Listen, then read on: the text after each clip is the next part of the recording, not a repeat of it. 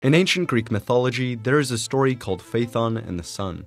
It follows Phaethon, the young son of Helios, the sun god who every day would ride his chariot across the sky, bringing heat and energy to Earth. Phaethon, desperate for proof of his father's divinity, visits his temple. After confirming their relations, Helios decides to grant his son any favor he'd like. Rashfully, Phaethon requests to personally drive his father's chariot across the sky. Helios tries to persuade him otherwise, but, bound by his promise, is forced to hand it over to the unrelenting Phaethon. Immediately after launching, Phaethon loses control of the chariot, and skewing off course, it recklessly streaks across the sky, getting too close to the ground and scorching the Earth's surface. At this point, the Greeks claim that Libya's hills were bleached into desert, the Nile retreated, and the Ethiopian people's skin darkened. While this story is purely myth, it subtly hints at a more significant fact. The deserts of Libya and other Saharan nations were not always the barren wastelands that they are today.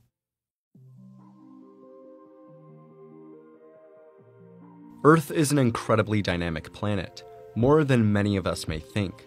Not only are its tectonic plates, weather, and seasons constantly changing, its orientation in space is far from constant. Due to the Earth's slightly oblate shape and the gravitational pull of other planets in our solar system, Earth's orbit, tilt, and wobble are continually fluctuating over time. Every 100,000 years, the Earth's orbit cycles between a nearly circular and a slightly elliptical shape. Every 41,000 years, the tilt of Earth's axis fluctuates between 22.1 and 24.5 degrees. And every 26,000 years, Earth's axis wobbles around one complete cycle. These three fluctuations are referred to as the Milankovitch cycles, after Serbian mathematician Milutin Milankovic, who pioneered the study of them in the early 20th century. He discovered that by affecting the amount and location of sunlight hitting Earth, these cycles have a serious impact on the long-term climate of Earth. For example, the more eccentric Earth's orbit is, the greater the difference in season lengths, and the greater Earth's tilt is, the more extreme the seasons are. However, maybe the most interesting result comes from the relationship between Earth's wobble and its orbit. Nowadays, Earth reaches its perihelion, or the point when it's closest to the Sun, in early January. As a result, the Earth gets a little extra sunlight during Northern Hemisphere winter and Southern Hemisphere summer. However, around 13,000 years ago, when the Earth's wobble was on the other end of its cycle, this situation was reversed. The Earth got a little extra sunlight during Northern Hemisphere summer and Southern Hemisphere winter. As a result, summer radiation over North Africa was 7% higher than it is today. While this difference may seem small, it had an immense impact on the region's climate.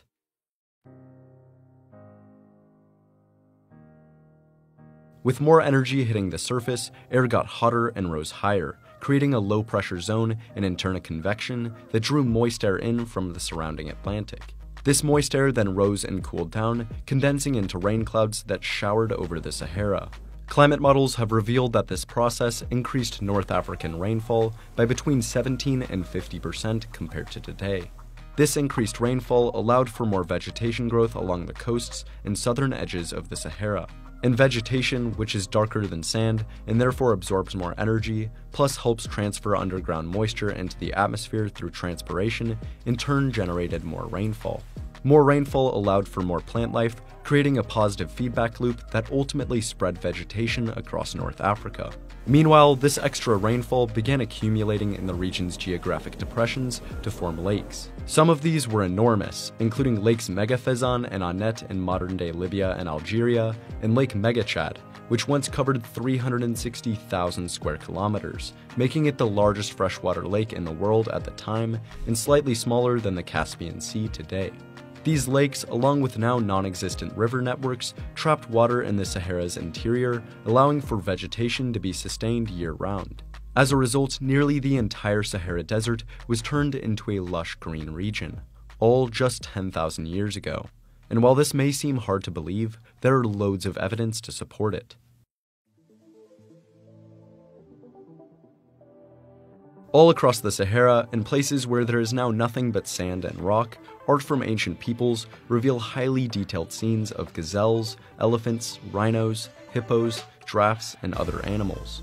In the Tenere Desert in Niger, which is now completely inhospitable to life, archaeologists have found hundreds of human graves and the remains of land animals, large fish, and crocodiles. In Libya and Algeria, ancient riverbeds have been discovered with evidence of human occupation. And in Chad, evidence of Lake Megachad's ancient shores are shown through sand spits and beach ridges. Maybe the most direct evidence, though, comes from sampled cores of underwater sediment off the coast of Africa, which are used to study Saharan dust flux, the amount of sand blown off the African continent and into the ocean. These cores reveal that between 10 and 5,000 years ago, the amount of sand blowing off Africa was much lower than today, which can be linked to more moisture and plant life. In addition, the pollen trapped in these cores reveals increases in plants like grasses and sedges during this time period. Because of all this evidence, scientists have deduced that between 12 and 5,000 years ago, the Sahara was a completely different region than today, covered in grasslands, waterways, and forests, and filled with animals and ancient human settlements.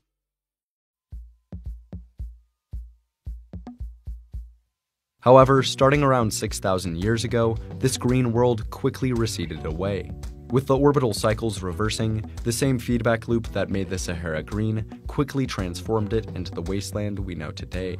In addition, human practices, including cattle overgrazing and fireland management techniques, may have further strained the region's ecology. Within just a few centuries, the lakes dried up, plant life retreated south, and the animals and people followed suit. Despite the Sahara's current state, it is almost guaranteed that there will be another humid period in the future. In fact, over the past several million years, there's evidence for over 230 of these green periods, lining up with the fluctuation of Earth's wobble. As a result, when the Earth's wobble reverses again in about 13,000 years, researchers expect the Sahara to turn green. If human society is still alive and thriving by then, this development will have a profound effect on global geopolitics. The barren deserts of Algeria, Libya, Egypt, Mauritania, Mali, Niger, Chad, and Sudan will become fertile, opening up new areas for settlement and likely leading to immense population growth. Rivers will flow and lakes will refill. North Africa will become a new global hotspot, with new cities and potentially new countries sprouting up. However, this is quite far into the future, and there is no guarantee that human civilization will still be alive and prospering.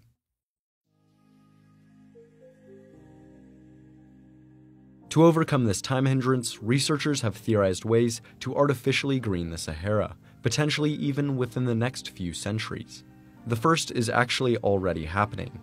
Unlike the gradual fluctuations in Earth's climate caused by the Milankovitch cycles, Earth's climate is currently undergoing a rapid transformation due to human-induced greenhouse gas emissions. These emissions are trapping more energy in the Earth's atmosphere and on its surface. Models reveal that this increased energy could trigger the same processes that brought more rainfall to North Africa 10,000 years ago, expanding vegetation across the region.